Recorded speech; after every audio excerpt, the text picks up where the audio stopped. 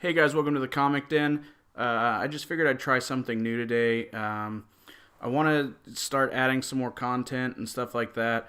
I tried doing an explained video, and I've got a couple up on my channel, but I'm just not really into it. I don't do it as well as others, and so I figured why not leave it up to them to do it, and I'm just going to do my own thing. So we're going to stick with the comic rundown as my main content that I put up. But I also want to put up some monthly polls or weekly polls. I know there's a ton of them online anyway, but I also just want to keep my content up. I want to keep putting things up. I want to keep posting, keep people coming back to my page.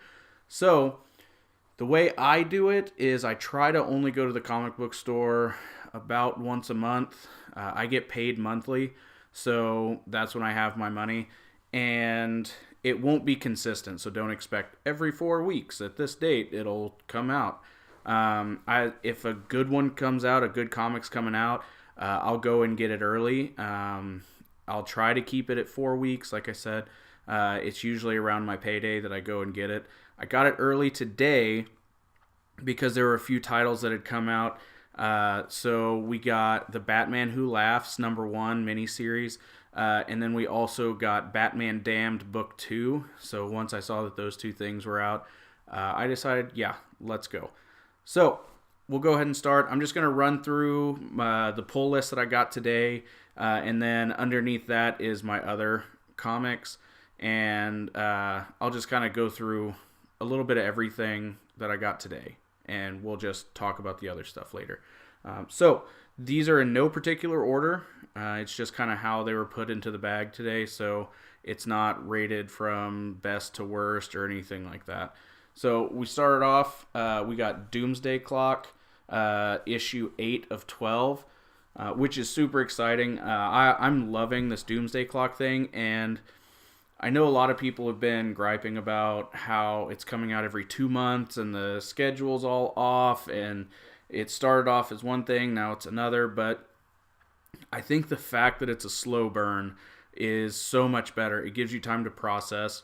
It gives them time to create the right story instead of just saying, hey, we're going to put it out. It has to come out every month. It also, if I'm not mistaken, I believe it was because of the art is what was slowing it down.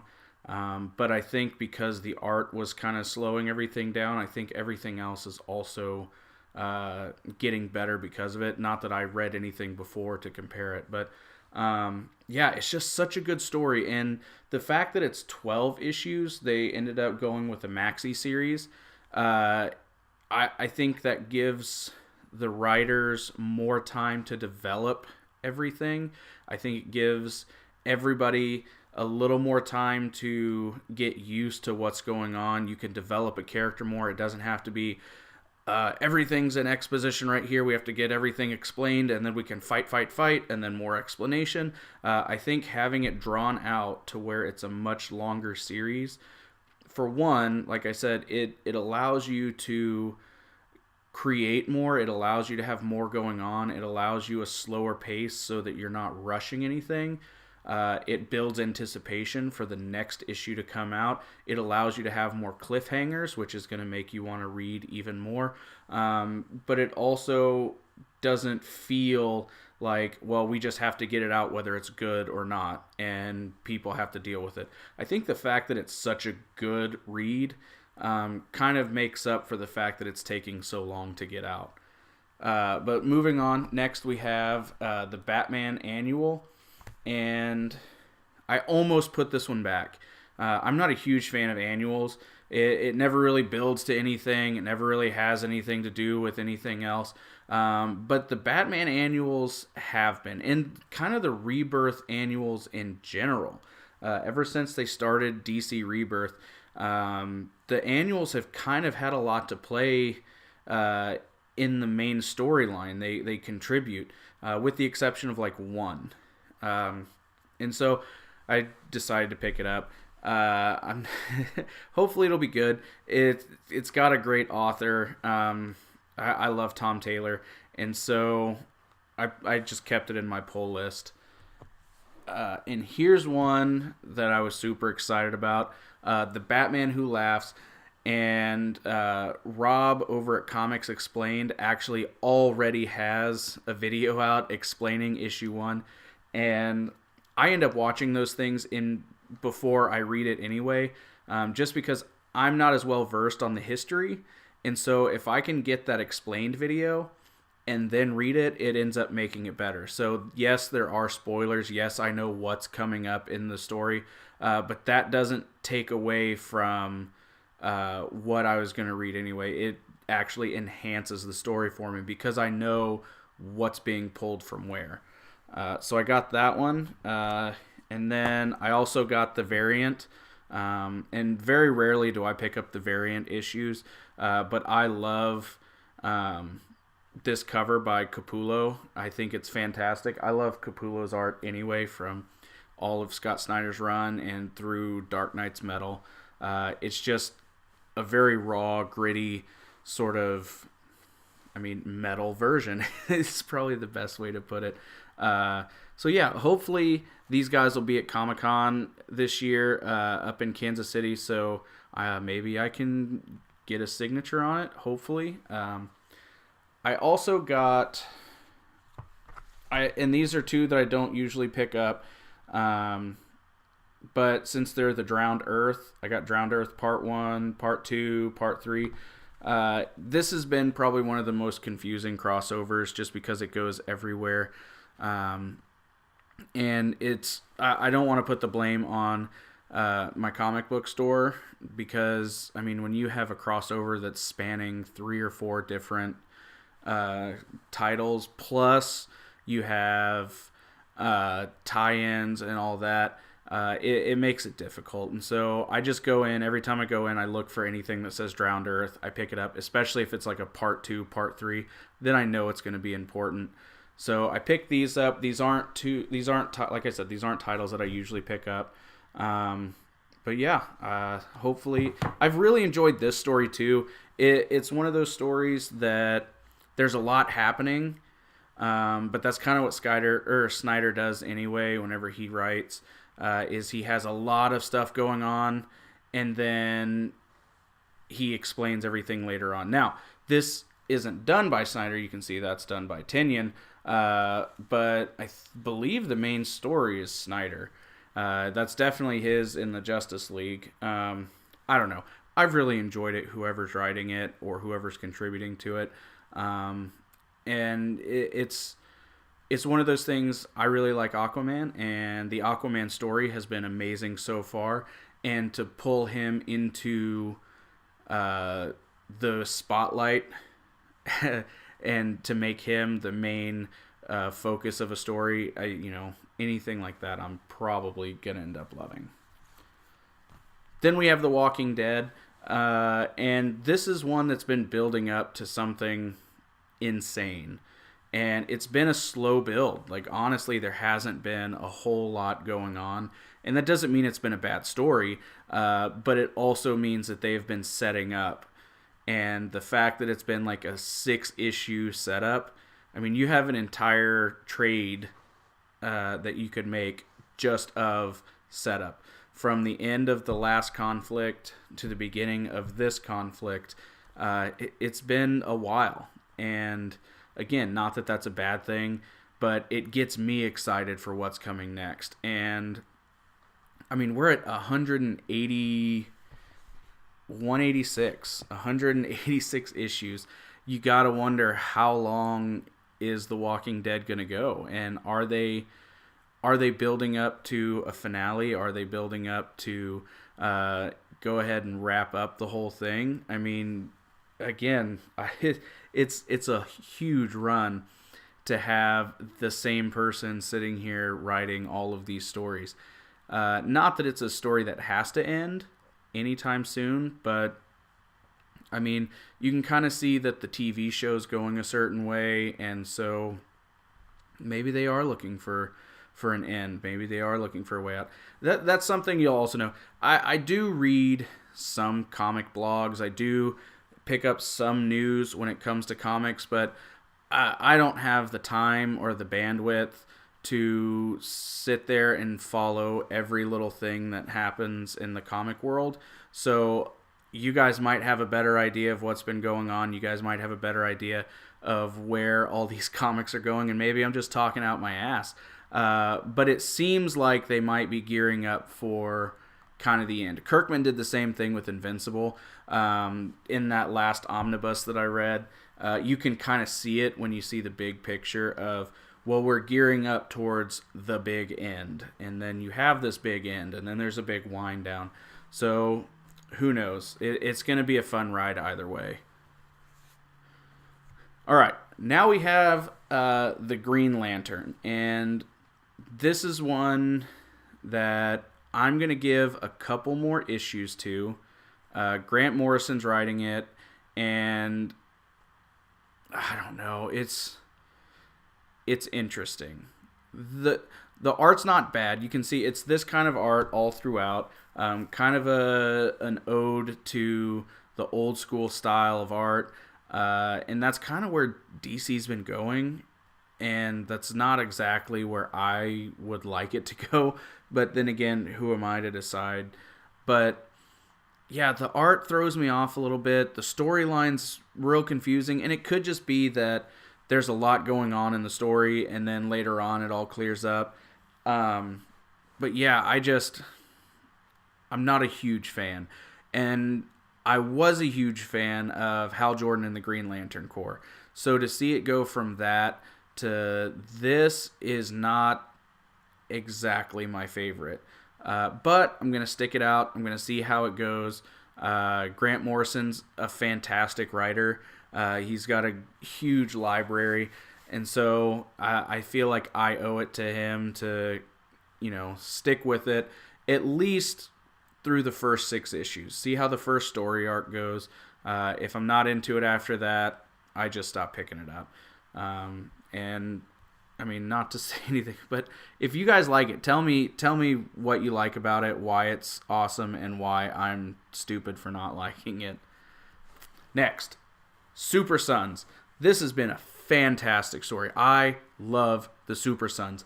And for one, I'm not quite sure why they went from a continuous story to the Maxi series. If it was just somebody had a great story idea and they wanted to do a Maxi series, but then it's also going to just be part of it, I'm really hoping they're not ending it. I'm hoping this doesn't go from okay, well, we're doing a Maxi series and then we're not writing Super Sons anymore, because I love this story. And it's kind of all over the place. I mean, it's almost like it's going to be 4 different story arcs all in this one giant story arc, because you started off with one that took 3 stories, and now it's like that story is bled into this story, and it's going to take 3 issues, and then the next one's going to take 3 issues, and then they'll circle back with the last 3 issues to wrap up the whole conflict, which would be amazing. But it's just such a fun story. I mean, and it's amazing. Okay, so you have, I keep saying amazing, sorry, but you have these 2 kids who, one of them's kind of dark and brooding, and one of them's lighthearted and fun. And it's like the Odd Couple to see them interact.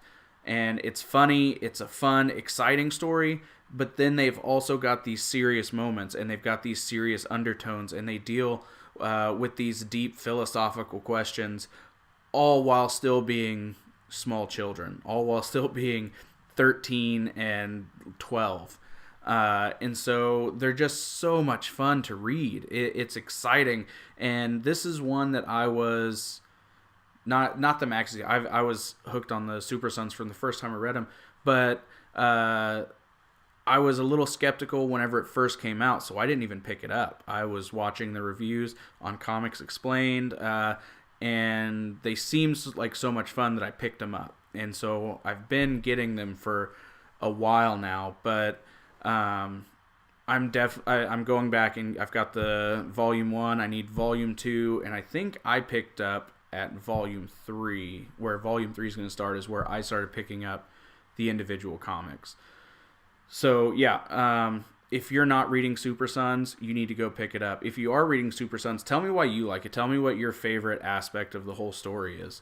Again, the more you guys participate in this, my 15 subscribers, but the more you guys participate, the more I get to participate, which is the whole reason I'm doing this. I don't do this because I like talking into a microphone or messing with cameras or anything. I do this because I really enjoy talking about comics. I really enjoy talking about books. I love having discussions. That's why I started the Comic Rundown, was so that I could force somebody to sit and talk to me about the deeper meanings behind some of this stuff, or just bullshit, just have fun. So yeah, interact, put comments, like, dislike, tell me what you like about it, tell me what you hate about it, tell me what you like about my channel or what you hate about my channel. Just any sort of interaction, I'm down for. Next, we have Batman issue number 60. This has been one of the greatest stories I've ever read, from issue number 1 all the way through. And it's going to wrap back around and just be one big epic story. And it's set up to where I thought that once the Bane conflict was over, that it was over and we were moving on to a different story. Nope, turns out it's all going to come back around eventually. So I'm super hyped for that. Hopefully it just takes forever to do and Tom King never leaves the Batman story, because this is amazing. It's literally some of the best storytelling I've ever seen. And it's very Jason Aaron-esque whenever he was writing Thor, that it's just this, well, whenever he is writing Thor, not was. But it's just the long game. I mean, you're talking about a story arc that has covered 60 issues right here in Batman. You're talking about a Thor run for Jason Aaron that spanned, however many issues. You have Thor God of Thunder all the way through. He even tied in Original Sin. He's now doing the Mighty Thor, and even that's still going on. Now you have a whole new run on Thor, so he's putting this all across everything he's ever done. I wouldn't be surprised if he ties in his Avengers into his Thor story. All right. Now we have The Flash. The Flash has been a consistently good story as well. I love it. Williamson is just killing it. Again, something that bugs me. The art, again, it's not terrible. I'm just not a huge fan of like the old school art. And it seems like this is a little bit different than what it's been the past few issues. So who knows? Maybe they're going back to what it was. That's a Snickers commercial. So yeah, this isn't a good example, I guess, of what I was complaining about. But the last few issues have just been that like callback to the retro style, and I loved the art in like Godspeed and stuff. Like whenever Rebirth first kicked off, the art in those comics was amazing, especially when it comes to the Flash and the Green Lantern, or not Green Lantern, Hal Jordan and the Green Lantern Corps. I love that art. This is amazing because just like what they did with Dark Knight's Metal, they're expanding the universe. They're making this mythos even greater. And it's a callback to whenever Jeff Johns did all the different color spectrums for the Green Lanterns. They expanded that universe. Now they've expanded the Justice League universe. Now they're expanding the Flash mythos. Now they're doing all of these things to make DC such a bigger place. And I think that was part of the problem, is that DC got so crowded. So you can do one of two things when your universe gets crowded. You can do like Marvel did in House of M, and you can eliminate a giant portion of the people in your universe. They also just did it with the Inhumans. Or you can do like DC's doing, and you can expand the universe. Okay, we're getting too full, so now we have the Dark Multiverse. That makes us unlock the Source Wall, which is literally a wall blocking off the rest of the universe. Okay, Flash universe is getting a little too full. And I know all these, I mean, obviously the Flash universe and the Batman universe, the same thing. But in the Flash storyline, okay, Well, we're doing the same thing over and over again. We need to expand. All right, now there's not just the Speed Force. Now we have the Sage Force. Now we have the Strength Force. We have all of these different things coming about.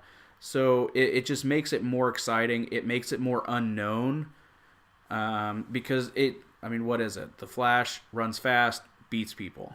Okay, but it's also, I mean, Heroes in Crisis is also throwing a monkey wrench into everything because we don't know how that's going to turn out. I mean, people are dying, like big name people are dying in that comic, and so we have no idea what's going to happen with that. But yeah, everything's just so exciting right now.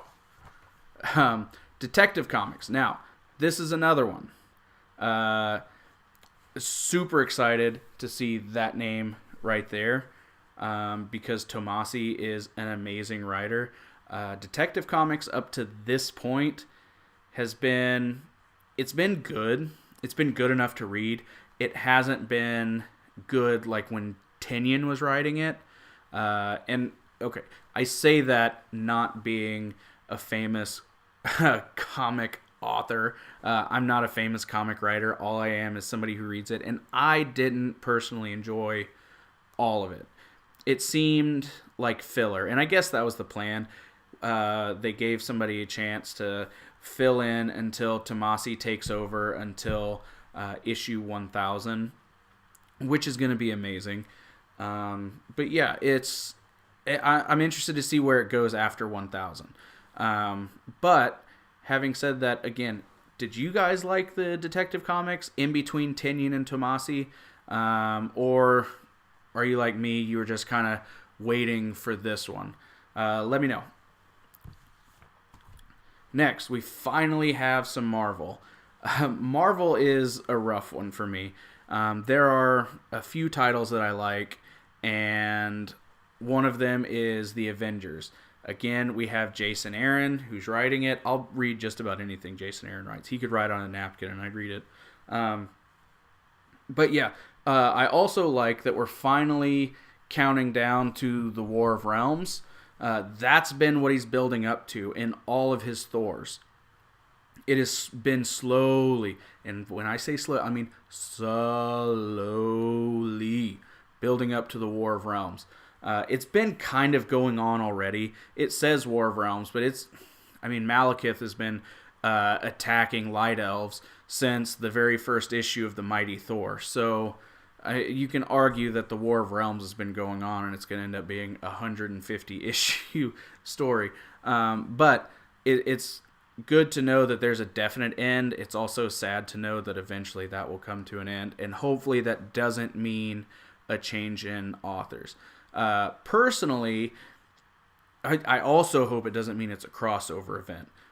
Personally, I'd love to see the War of Realms happen in Thor, not in the Avengers. I really don't want it to be an Avengers thing. The Avengers have their own thing. Keep the Avengers on their thing.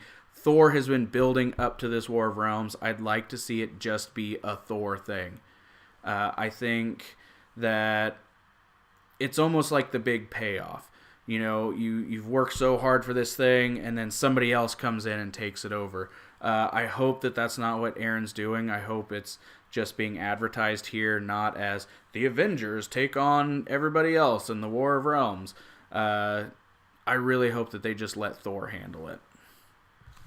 And last but not least, we have Batman Damned #2. This was an amazing book.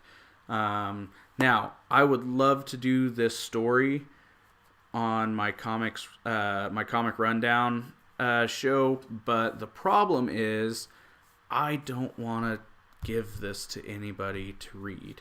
I don't want to let this leave my sight. I want to have it in my house, in my protection, because it's very special. This one is probably not as special as the first one that came out, because the first one they said they were doing no second printings. So I definitely don't want to let that one out of my sight. I don't know if I just need to go buy it as a digital issue and then give somebody access to it or what, but this would be an amazing story to cover in my comics rundown. But yeah, I'm super pumped. This, like I said, this and the Batman Who Laughs are what sent me to the comic book store today. Otherwise, I wouldn't have gone. So I'm real excited to see where this is going because it's going to be a doozy. And the fact that Azzarello is the one that's covering it, and they kind of have license to go wherever they want as long as they don't show Batman's penis again. I think that makes it even more exciting because even whenever you're talking about Scott Snyder or Tom King, Batman can only do like DC Batman things. Whereas in this one, he does have his code of conduct and all that stuff, but I feel like they can push him even more. Not that they're going to make him murder somebody. I think it'd be awesome if they didn't do that. And I don't think they're going to be like, oh, now Batman gets to kill people again. But they're going to blur the lines a lot, and they're going to really push the envelope, I feel. So yeah, I'm super pumped to read this. Now, here is my entire stack of to read, and I'm going to add this stack over here that I just got today to this one. Now, the way that I do this, the way that I set up my reading schedule is I go from the ones that I'm most excited to read on the bottom all the way to the top. Now, that doesn't mean that these are terrible or bad or anything like that. It just means I want delayed gratification. And so whenever I put my comics together in my reading order, this is how I do it. So, Batman Damned is for sure going to be at the bottom. Now, once I have a stack like this, it makes it even easier to do because all I have to do is find, my other detective comic right here. We have 92, 93, and now 94. So I just kind of have to do that. I know that you guys aren't interested in seeing me sort my comics, so I'm not going to make you watch that throughout. You're probably already tuned out, but whatever. It's funny because anybody who collects things has their own way of sorting out their collection, whether it's by size, by when you got it, by condition, by whatever. And I found that I'm very OCD about how I do my comics as well. I have this thing where I just told you how I sorted my comics out. But then whenever I'm done, I come down here, I put them in alphabetical order, I put them in my long boxes, and they sit there until I want to read them again. But it's just interesting to see how everybody else does it. Because some people just, okay, these are done, just put them back in. But no, I'm very meticulous with how I have my stuff. But yeah, that's my pull list, guys. I'm going to try to, if you enjoyed this, let me know, because I'm trying to find content. I'm trying to find a way to put more stuff out. So if you enjoy these, you want to see more, let me know. Let me know how I did. Let me know if I need any improvements. Let me know if I need to fix anything. But yeah, catch you guys later.